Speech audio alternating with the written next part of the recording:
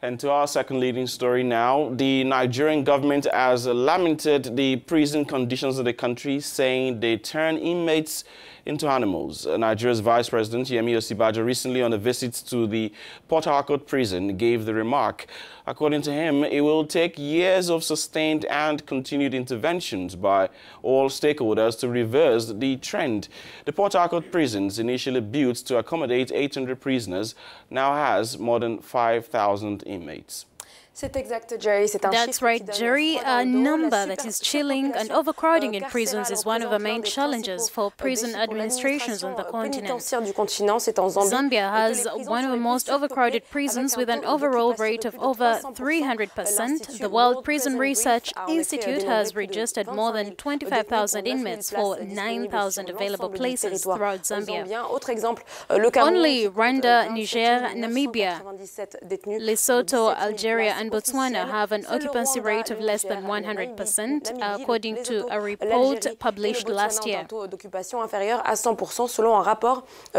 better understand the problem and measure in magnitude, we are joined on phone by Hippolyte Sando, a European Union specialist in prison matters. Nous allons tout de suite joindre par téléphone Hippolyte Sando, spécialiste de l'Union européenne pour les conditions carcérales en Afrique. Hippolyte Sando, bonjour. Hello, Hippolyte Sando. The Vice President of Nigeria has gone out to criticize the prison system of his country and to deplore the fact that men are held like animals. You worked in your time on the conditions in the prison environment in Cameroon. This description seems far from what you had already described at the time. Finalement de ce que vous aviez vu et observé à l'époque. Yes, prisons today everywhere in Africa, whether in Guinea, Cameroon, Senegal or anywhere I have tried to work, we notice that the capacities of the reception are largely exceeded. Because of this, it's difficult in these conditions to speak of respect for the people who are detained there. Quite simply because people are overcrowded. Just as you pointed out earlier, many people do not hesitate to describe our prisons as places of rehabilitation, simply because when one enters them, they come out more delinquent than when they entered them. The prison represents a living hell. One of the books that I wrote was called Behind the Walls of Hell, the prison system in question. That is to say, that the prisons, here, whatever end of it, it's something that is difficult to tolerate in view of the treatment that is inflicted on the people who live there. The misery of the poorest countries is there. You'll therefore understand that we cannot feel happy, we who visit these prisons all the time, because it's better to leave these realities to understand precisely that the Vice President of Nigeria may have remained a little diplomatic.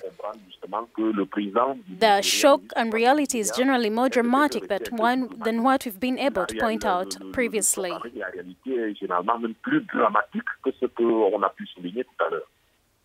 Hippolyte, the reality is that the case of Nigeria or even Cameroon can affect many countries in Africa and elsewhere in the world. Why do you think it's so difficult to improve the prison conditions for detainees?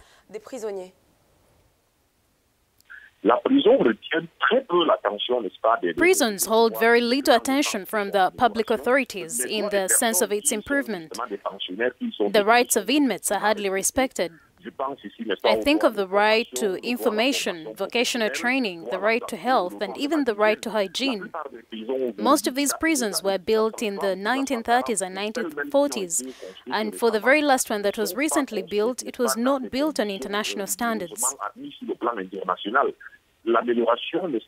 Outside the state, which has made the prison a preferred mode of punishment, it should also take into consideration this population in return, because whether we like it or not, these prisoners will come out at the end, and when they do, if they've not been trained or initiated into something new, they'll come rotten to the social environment. It's important that the state can invest in a certain number of means.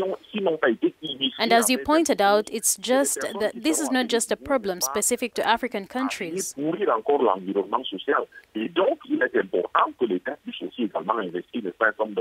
Today in France, there are unlimited strikes lodged by trade unions in prisons where people talk about living badly. It may be to difficult degrees to the different countries, but it's necessary to look into the situation of prisons everywhere.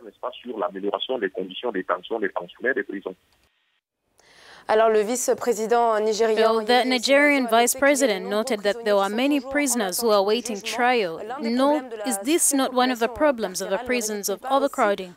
Also, the fact that justice is more repressive, while there are many cases that require other punishments other than prison. Qui demandent potentiellement une punition qui n'est pas la prison. You raise this issue of real alternatives to imprisonment in an intelligent way. If the problem of quality of detention can already be resolved, we are talking about the ratio that exists between the accused and the detainees.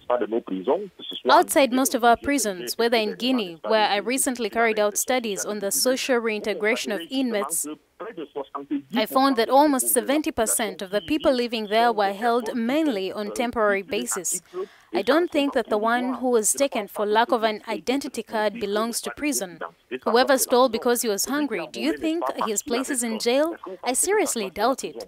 I think it's a question of training and the magistrates so they can have the possibility of being able to judge that is more useful for society to imprison someone. That this imprisonment is useful to society by deciding, for example, work of common interest to each other. It's more useful for society than to incarcerate people whom the state will continue to spend money on. And I think that the idea for resocialization of prisoners is an old idea. If you look, for example, in history, on the facade of a prison in Rome in 1708, it's written there's no point in punishing the villain if the punishment proposed does not lead him to simply improve. La sanction qui lui est proposée ne l'amène pas à s'améliorer tout simplement. Merci à vous d'avoir accepté de répondre. Thank you, Hippolyte, for taking time to answer our questions here in African News. He is a specialist in the European Union on prison matters.